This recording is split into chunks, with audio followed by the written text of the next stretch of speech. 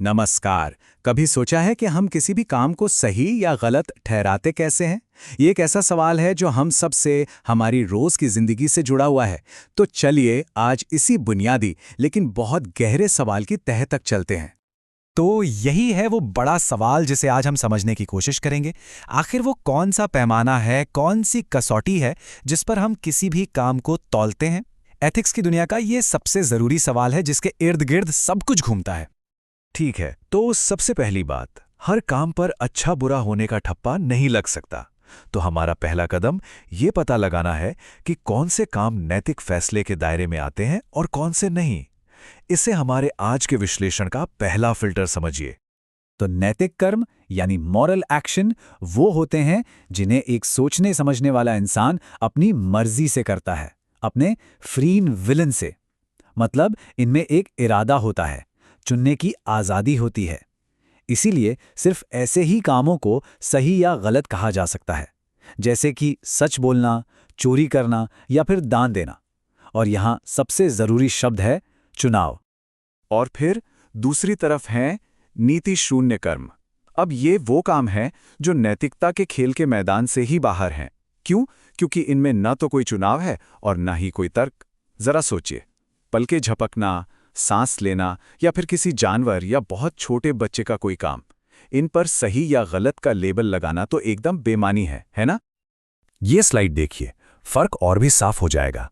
एक तरफ नैतिक कर्म है जो हमारी इच्छा पर निर्भर हैं, वॉलेंट्री हैं। दूसरी तरफ नीति शून्य कर्म है जो बस हो जाते हैं, इनवॉलेंट्री हैं।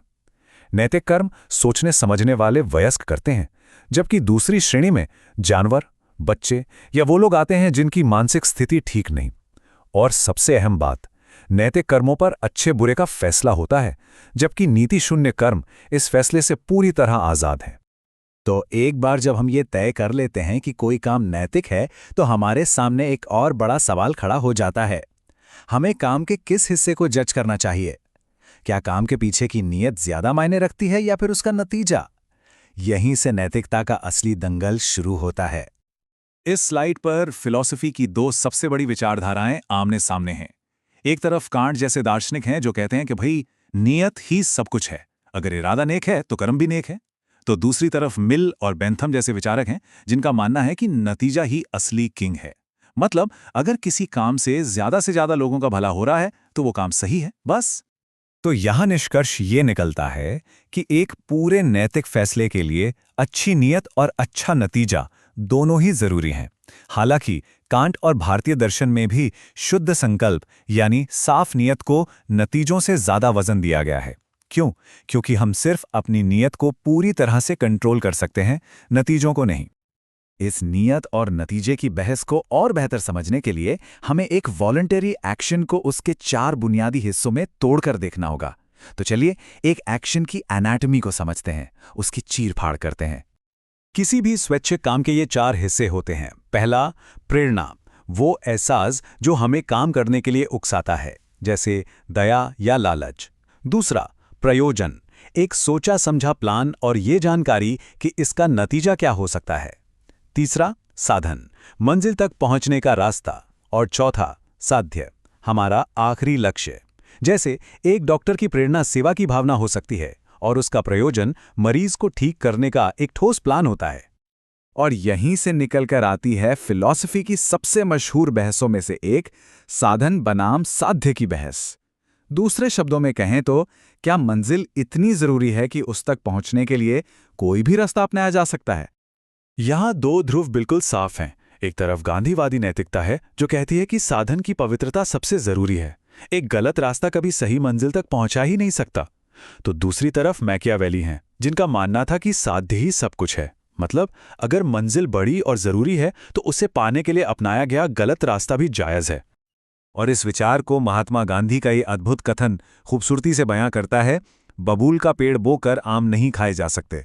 मतलब अगर साधन ही खराब हैं, कर्म ही गलत हैं, तो अच्छे नतीजों की उम्मीद कैसे की जा सकती है?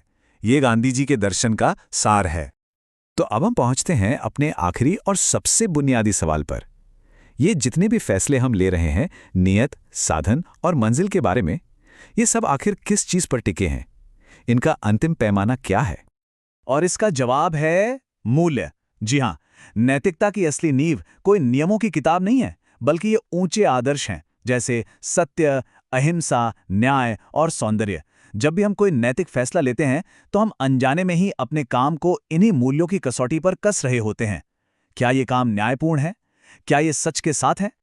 तो इस पूरे विश्लेषण का सार यह है कि नैतिकता नियमों की कोई लिस्ट नहीं, बल्कि इन महान मूल्यों की ओर एक यात्रा है। एक नैतिक व्यक्ति वो है जिसके फैसले इन सर्वोच्च सिद्धांतों से रोशन होते हैं। तो हम आपको इसी सवाल के साथ छोड़े जाते हैं। इस पर सोचिएगा जरूर, क्या एक अच्छी नीयत से किया गया काम हमेशा ही नैतिक होता है, चाहे उसका नतीजा कुछ भी क्यों ना हो? नैतिकता की दुनिया ऐसे ही दिलचस्प सवालों से भरी पड़ी है।